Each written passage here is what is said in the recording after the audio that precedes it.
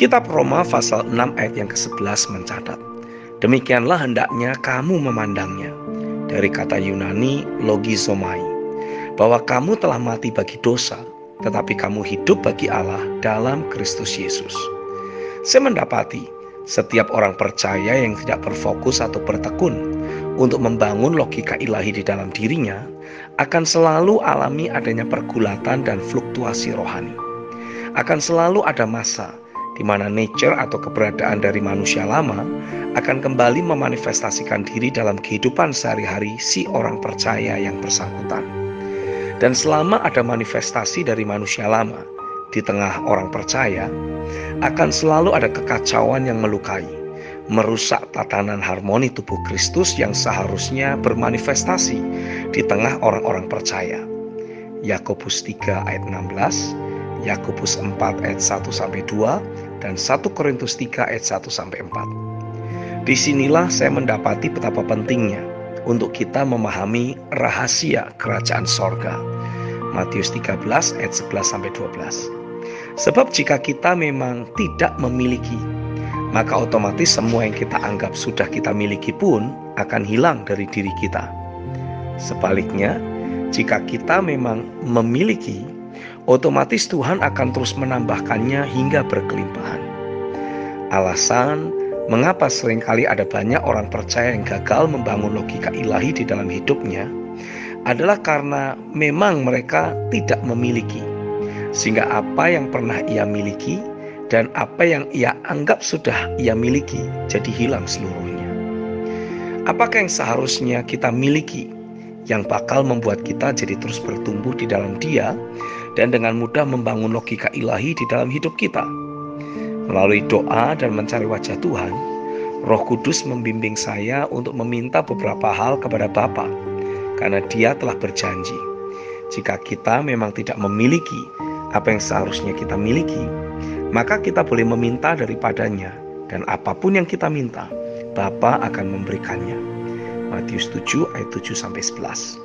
Yang pertama, mintalah hati yang haus dan lapar akan Tuhan, hati yang terus bergelora dengan kasih mula-mula. Yang kedua, mintalah roh yang lembut, mudah diajar, mudah dibentuk, dan mau berubah. Yang ketiga, mintalah bekerjanya roh doa. Yang keempat, mintalah bekerjanya roh hikmat, wahyu, dan pengenalan akan Tuhan. Yang kelima, mintalah posisi rohani yang selalu berkemenangan, berotoritas, berpengaruh, dan berkuasa.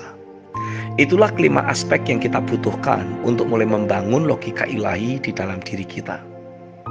Tanpa adanya hati yang haus lapar akan Tuhan, otomatis adalah sulit. Ada 1001 macam alasan yang kita bisa kemukakan untuk kita tidak perlu bertekun dalam pengajaran rasuli. Tanpa adanya roh yang lembut, kita justru akan cenderung jadi lebih mempercayai logika manusiawi yang sudah kita miliki daripada memiliki keterbukaan untuk menerima firman yang seringkali bertentangan dengan logika yang diterima oleh orang banyak, dan menjadikan firman tersebut sebagai patokan atau pola baru yang harus dibangun di dalam hidup kita. Tanpa bekerjanya roh doa dalam hidup kita, otomatis tidak akan ada dinamika pekerjaan firman dan roh dalam hidup kita. Tanpa bekerjanya roh hikmat dan pewahyuan, akan sulit bagi kita untuk menerima pikiran Kristus dan memahami jalan-jalan Tuhan. Nabi Yesaya pernah menubuatkan dalam kitab Yesaya 55 ayat yang ke-8, sebab rancanganku bukanlah rancanganmu, dan jalanmu bukanlah jalanku. Demikianlah firman Tuhan. Tanpa adanya dimensi yang selalu berkemenangan menyertai kehidupan orang percaya, otomatis orang-orang percaya akan terus hidup dalam tekanan dan intimidasi. Tapi saat kita mulai meminta kepada Bapa aspek-aspek kerajaan di atas agar Dia berikan kepada kita, dengan kita mulai memiliki, Bapa akan memberi lebih lagi. Firman, ketekunan, tekad yang kuat, dan dinamika roh yang kita butuhkan untuk mulai membangun logika ilahi, otomatis akan terus menyertai kita secara melimpah. Doa saya, biarlah pekerjaan firman dan roh yang kita butuhkan untuk membangun logika ilahi akan terus Bapa lepaskan ke dalam hidup kita. Amin.